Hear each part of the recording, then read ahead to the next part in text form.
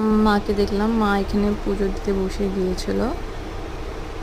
তো আমি ভাবলাম ওখানে আবার কথাও বলছিল একটা কাকের সঙ্গে। আমরা চট করে তাতে আলু ভাজা করিনি, তারপরে আবার ভাবলাম কি না ভাতও আছে, তা ভাত ভাজাটা করলেই বেশ ভালো হবে না। তাই এবার ভাবলাম কি ভাত ভাজা করবো, ভাতগুলো এতগুলো নষ্ট কেন করবো, তার চেয়ে সকালে আজকে ভাত ভাজা করবো। আর অন্য জায়গায় আমি ভাতও বসায় দিয়েছিলাম দুপুরবেলায় খাওয়ার জন্য। তারপরে এটা আমি কচু আর আলু সিদ্ধ করছিলাম, ভাবছিলাম তাতেই মা আসলো আর বললো।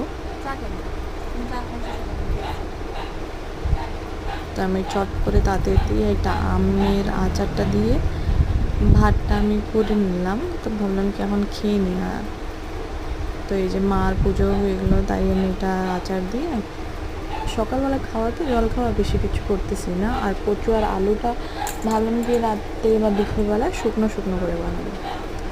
তো এই যে মাকে ডাকছি, মার পুজো হয়ে গেছে।